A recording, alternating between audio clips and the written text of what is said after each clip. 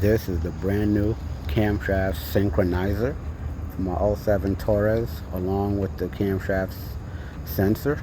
I heard that a common issue with the Taurus is these synchronizers. So if I can learn how to change the synchronizer myself, then that means every time it goes bad or about to go bad, I could easily just swap it out with no problem. So this is my first time doing it. This is the brand new one. So first thing I'm gonna do is take off the camshaft.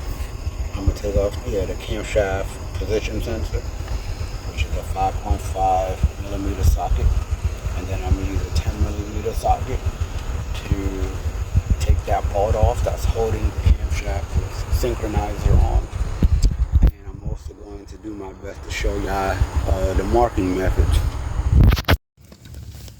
Camshaft position sensor is off. Now we're going to use this marker, and we're going to mark exactly where that little metal ping thing is. All right. Okay. So y'all see where that vein is? This right here. This right here. This right here. You're going to mark exactly where it's pointing. It might be a little difficult, but you're going to use a marker and you're going to mark exactly where that is pointing. All right, when y'all doing the job, it might be pointing here or here. It might be pointing somewhere around here. Wherever it's pointing, that's where you make your first mark. Okay, using this method, you will not have to turn the crankshaft pulley. You know what I'm saying? Okay, I made my very first marking on where it's lined up. You know what I'm saying? Now I'm going to use a 10 millimeter socket, and there's supposed to be a bolt over here. That's the synchronizer, and I believe that's the 10 millimeter bolt that needs to come up, that's holding the synchronizer down. So once you take that 10 millimeter bolt out, synchronizer should come right up. All right, what we're gonna do now, once we got that 10 millimeter bolt out, and this is the bolt that you're gonna be taking out. Now that that bolt is out, what you're going to do is pull it out now. Once it's completely out, 100% out, then you're going to mark that second mark. You see where we marked that first one, where that vine thingy, ping thingy is pointed? We mark right there, right? Okay, so now, once you take the synchronizer completely out, slowly, pull it out slowly. Don't pull it up dumb fast. Pull it up slowly. Once the gears are completely out of the, because it's going to twist as you're pulling it out, it's going to twist. So once you get it completely out of the engine, wherever that pink thingy is, where you made your first mark, that metal pink thingy, wherever that's positioned, that's where you're going to make your second mark. All right, now that we have the old one out, y'all can see where the new mark is. The old mark is right here. That's where we started. Then once we took the synchronizer out completely, you can see where the second position is, right? The second mark, where I made my second mark. Like I said, you're gonna wanna pull it up slowly, okay? Don't pull it up fast. I had to use this. This is from my jack stand. This is from my jack stand. I had to use this to prompt and push up this wiring that Ford has here that have some weight to it. So I had to prop it up with this from my jack stand. So remember, doing this job, it's gonna take step one. You're gonna clear a path, right? I took the air box out. I disconnected the batteries, and then I cleared as much as I could. You know what I'm saying?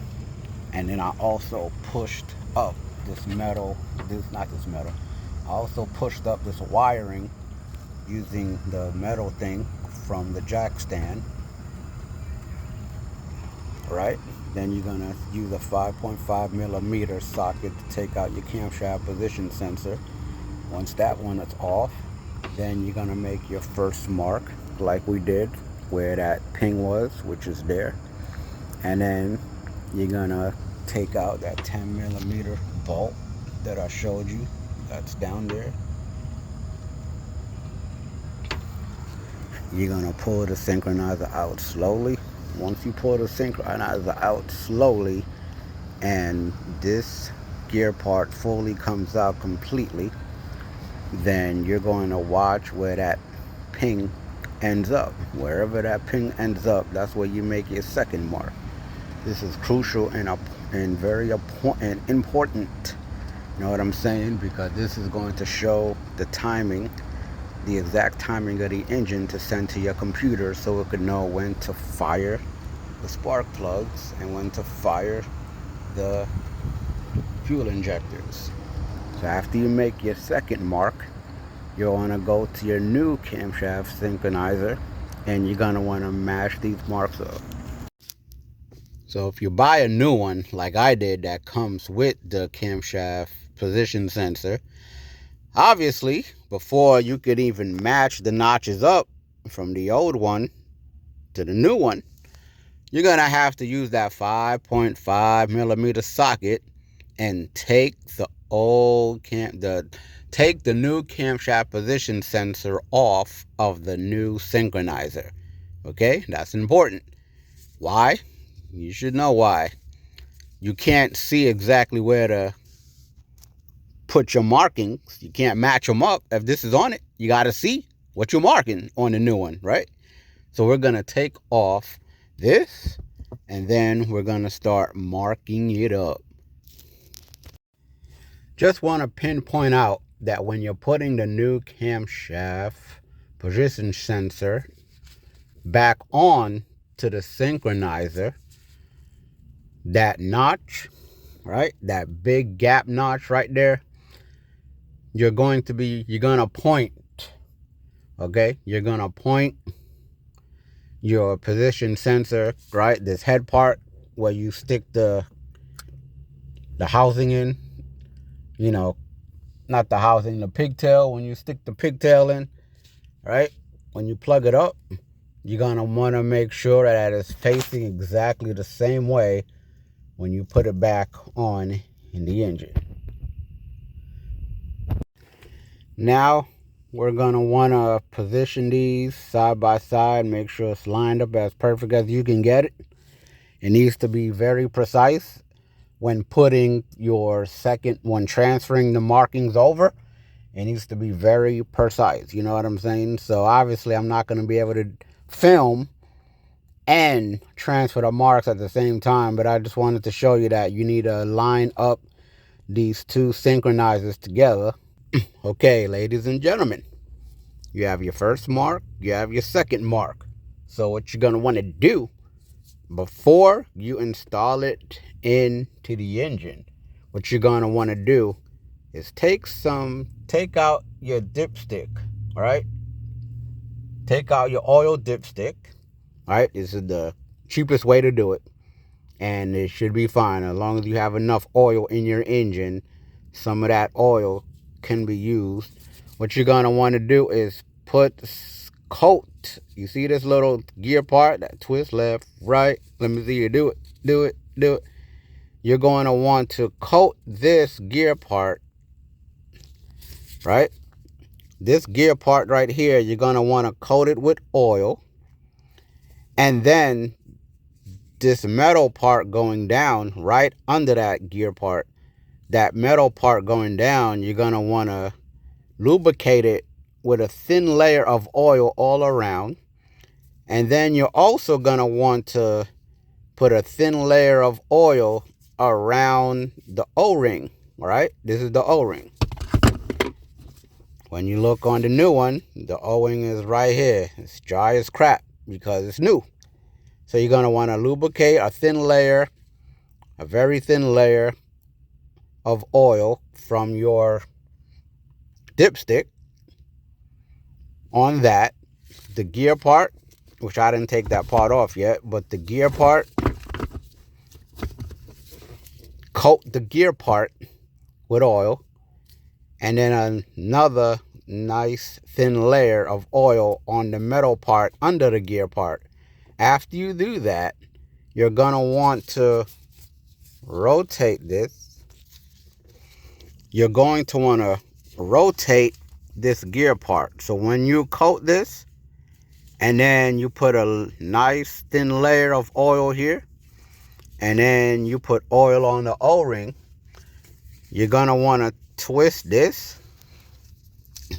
I would say maybe, all right, just use your hand. I'm gonna show you real quick. Just use your hand and twist it, just twist it so the oil could get in between here, so the oil can get in that O-ring, so it can get all over here and spread. You want it to spread, so when you put the synchronizer back inside of the engine, then your synchronizer won't grind on metal and shave the teeth off and end up damaging your oil pump. That's going to be bad. That's going to be real bad. It's going to cost you some money. So just twist it, just twist it like this. Of course, this part up here is going to move, but it's okay. Once you lubricate this and that in the O-ring, just twist it a few times, and if you want to count 1, 2, 3, 4, 5, 6, 7, 8, 9, 10, right? That should be good enough. And once you do that, hey, it's very important, ladies and gentlemen, America, you're gonna want to put this metal piece back at your second marking. This is very important, ladies and gentlemen. This is very important. You're going to want to put that metal thing back at the second marking, right? Once you're done lubricating it, put it back. Make sure it's back at your second marking. Then you're going to slowly drop it in the engine. Slowly. Let me see you do it. Slowly. Let me see you do it. And as you do that, it should rotate back to that very first mark. You know what I'm saying? So I'm going to lubricate the new one right now. Once I'm done lubricating the new one, then I'm going to spin it just like I did it. 1, 2, 3, 4, just like I showed you. I'm going to do it exactly like that. Then we're going to drop it in.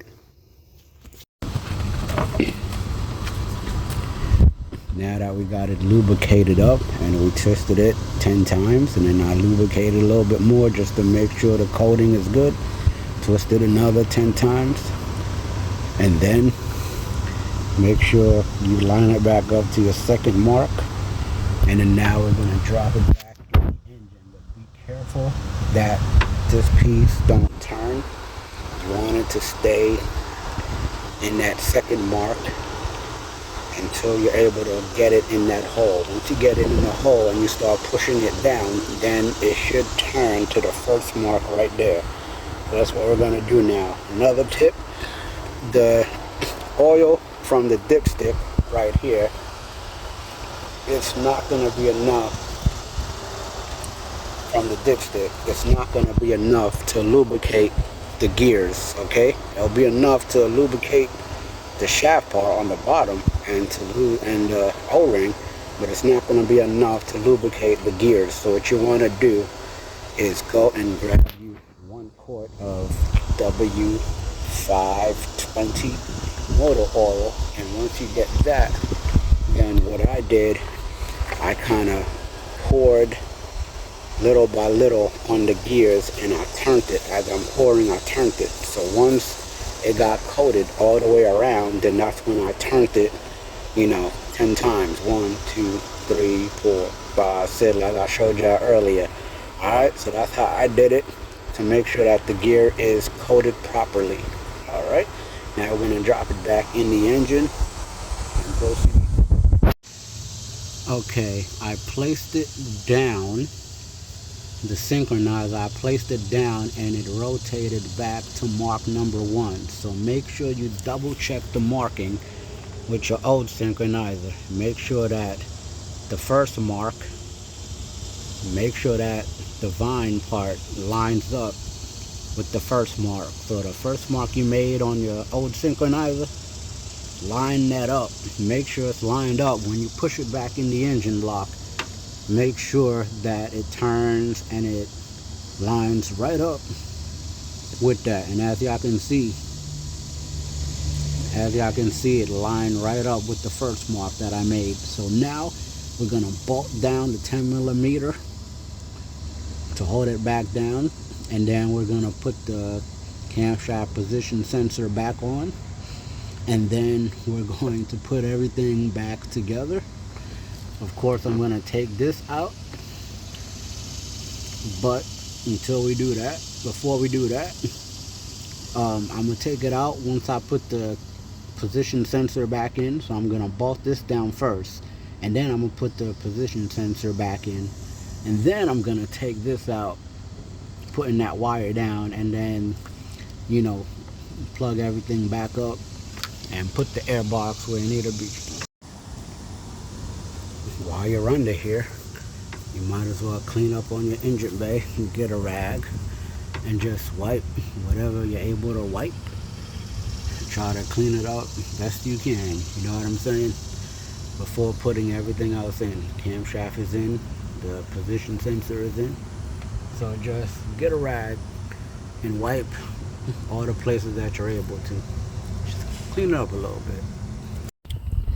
Alright, so once you connect everything back up and you hook your battery back up and everything under there is bolted and plugged in like it needs to be, what you're going to want to do is put the key in your ignition, turn it to the on. Do not crank your car up yet. Turn it to on, and then you're going to use your OBD2 scanner, and you're going to clear whatever code is there, most likely the code that's relating to the camshaft position sensor. You're going to clear that code, and then you'll crank the car up. So let's clear that code now. Alright, so we're going to scan the code first so that it could be recorded.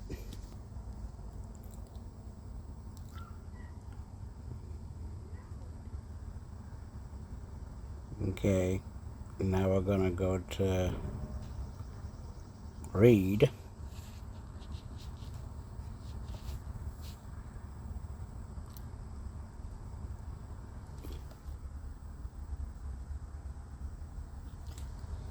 Alright, it says no code is stored in the thing.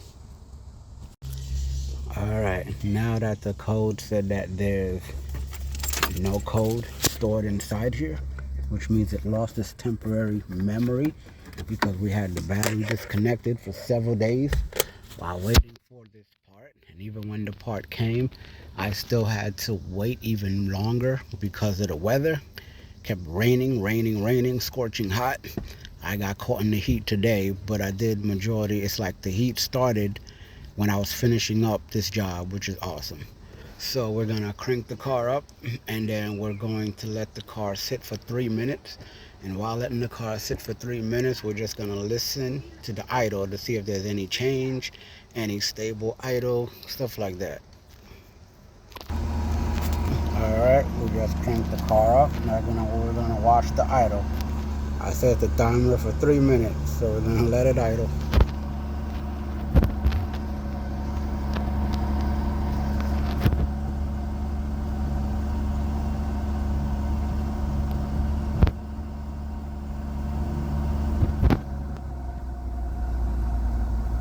Okay, now we're coming back down.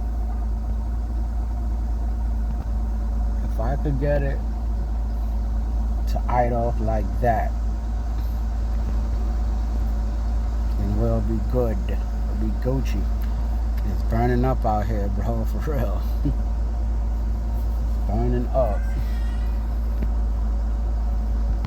Hey, when you're doing this job, if you're doing this job and it's summertime and it's hot, do it in the shade, or if you have no choice but to do it on the side of the road like me, I'm doing it on this, you know, on the street, you know, where I reside. I live in an apartment complex, so I'm doing it where I reside, and you know, I don't have no choice but to do it now. it would have been stupid for me to crank the car up and then drive the car somewhere else. You know what I'm saying? I'm not trying to cause any type of damage to the engine or to the part, you know. So we're gonna let it idle for 3 minutes and I'll check back in. Okay, ladies and gentlemen, so after 6 minutes, so I added another 3 minutes to it. After 6 minutes of idle, of putting in the camshaft position sensor, it's idling at 850 RPMs, which is normal. It's idling pretty good, pretty smooth. Not going closer. I remember before I did this job, that needle would be jumping up like it's trying to, you know, like it's trying to make a dunk, you know, like it's trying to dunk a basketball into the, you know, basketball hoop. That's how I was jumping up and down, you know, like one of those low riders hydraulic trucks, you know, from the west side. That's how I was doing. But now it's idling pretty smooth. It's jumping a little bit, but not too much. But I would say this is a successful job. This is a successful job, ladies and gentlemen. And yeah. So if you follow all these steps correctly, remember, you need to get a quart of engine oil, because the oil from the dipstick is not going to be enough for you to lubricate the gears on the synchronizer. It's not going to be enough. So you need to get 1 quart of oil. And, you know, if you can find another better way to do it, then cool. But me, I end up pouring some oil, you know, all over the gears, you know, making sure it was covered and coated. But my dumb butt had a lot of that oil, you know, some of that oil spill on the floor, you know, the pavement, you know, right there, the ground where people dropped, and had, you know, spilled there. So I had to put some baking soda to kind of get that up. So don't be dumb like me, okay? I made a stupid mistake. Don't be dumb like me. Make sure you find an efficient way to coat that, I would say get a small cup or something. Get a small cup and pour some oil in that small cup. And then just basically, you know, just use your fingers, or, you know, have another cup underneath or something underneath to catch it. And just, you know, you could still pour it around to coat it the way I did it. Just make sure you have something, you know, underneath to catch that oil. All right, ladies and gentlemen. So we're back on track with Road to Recovery for Taurus. Road to Recovery. I don't even know which number one we're on. And this is part 3, part 5, part 7. I don't even know. But I'll try to look it up and see, so I can give y'all the accurate number, you know what I'm saying? But yeah, this is how you change a camshaft position sensor, camshaft synchronizer on a 2007 Ford Taurus. Okay, I'm gonna be honest with you, I was kind of nervous at first. I was a little nervous, a little scared, you know, kind of hesitant on doing it myself. When I called the mechanic, I called the shop. The shop told me it was $400. They could do the part for $400, right? Well, ladies and gentlemen,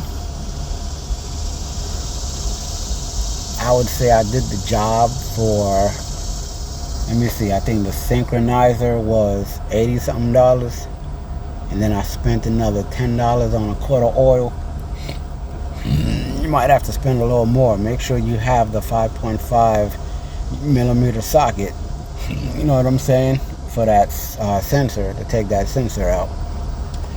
But I would say I saved myself a whole lot of money, you know what I'm saying.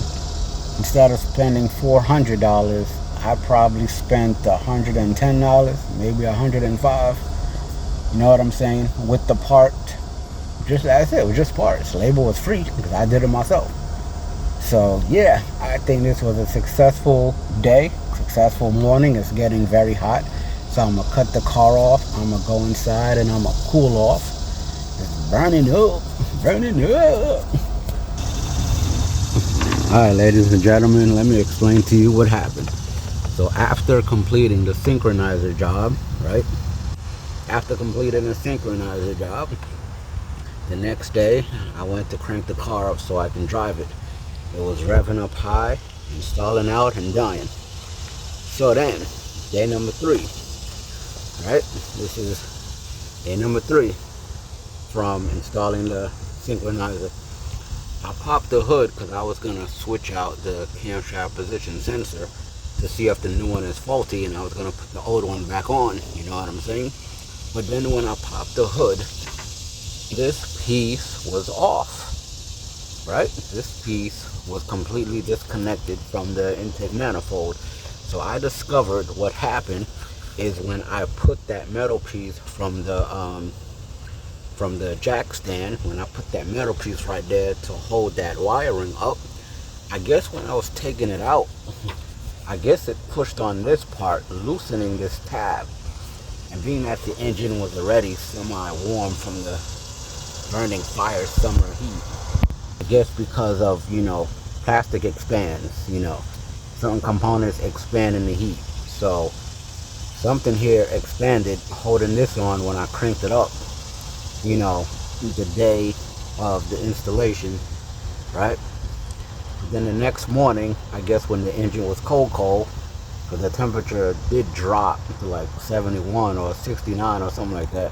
It did drop. So I guess being that the components wasn't expanded anymore and everything was cold, when I cranked the engine up, this must have popped out yesterday morning, right? Causing the idle to spike all the way up and then stall out real quick. So what I did this morning was plugged it back in. As y'all can see, this is the evap.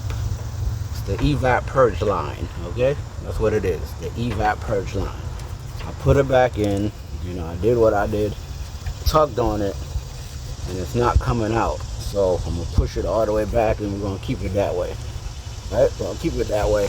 I end up disconnecting the negative battery for 15 minutes, and now we're gonna put it back on and crank the car up and hopefully try to take it for a drive.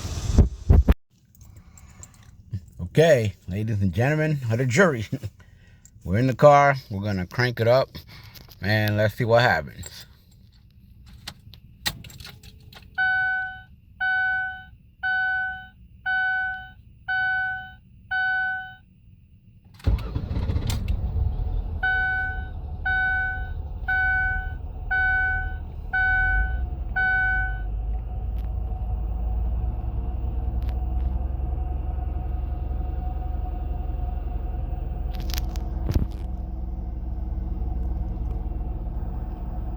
Listening out.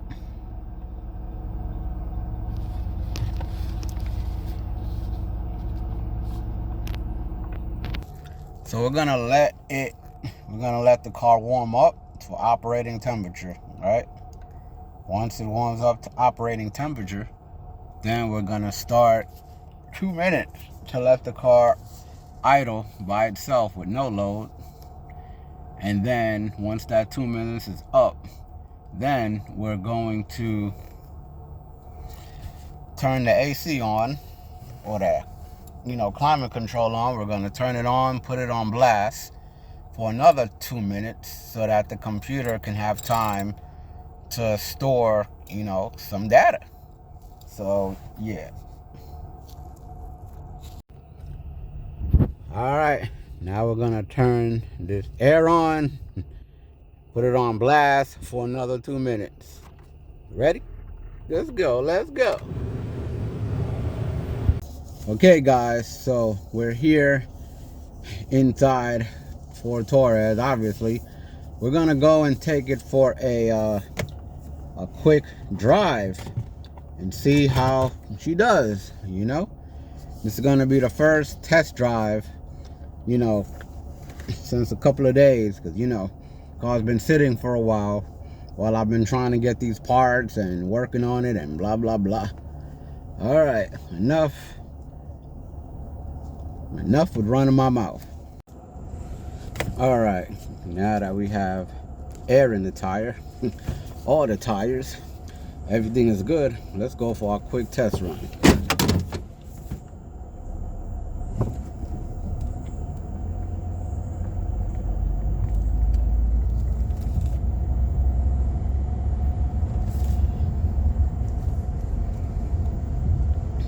Okay. Accelerate, first stop. That ain't the first stop because I had to turn back around and put air in the tire.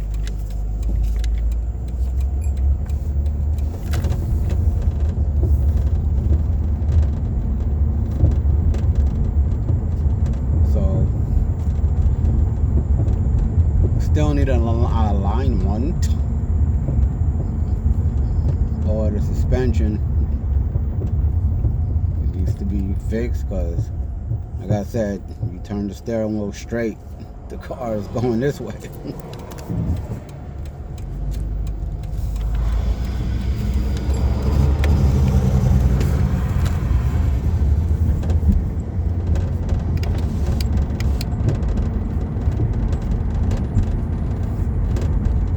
See, I turn the steering wheel straight, it starts going that way, so yeah.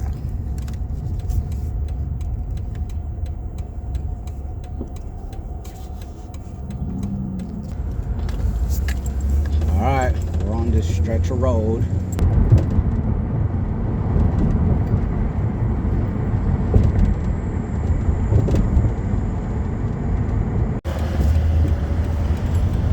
Alright, we are about to get on the freeway, but as always, there's traffic.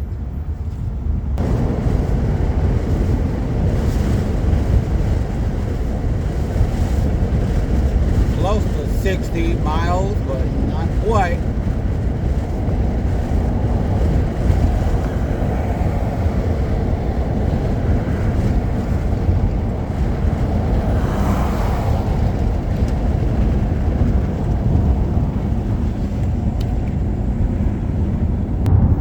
For those who've been following this series, I appreciate it.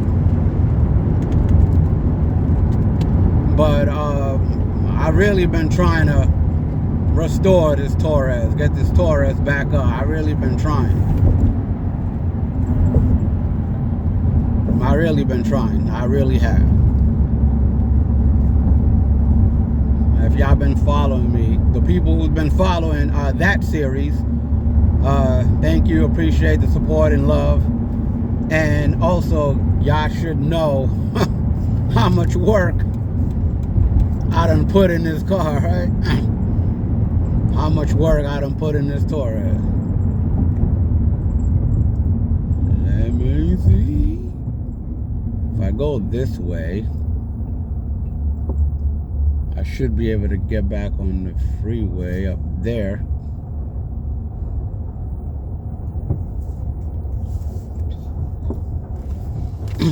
But yeah, those who've been following me, y'all know how much work I put into the Taurus. Y'all know how many times I've got very frustrated, you know, after putting a part in and then the car still acts up, and then replacing it, putting another part in, thinking it's this part, thinking it's, you know, like, yeah, y'all been with me throughout the journey, and I appreciate it. Is the road to recovery complete right now after this synchronizer installation? No, it is not complete, because there is still a list of other stuff that needs to be done, you know, in order for the restoration to be complete. But let's be honest, with a used car, especially a used car that was in a wreck that was not brought to my attention, and I'm assuming the person did not know. I'm assuming they did not know that that the vehicle was totaled out. I'm assuming. I'm hoping they did not know, and that's why they didn't tell me, because they did not know. That's what I'm, banking on. Back on the freeway, headed back to our side of town.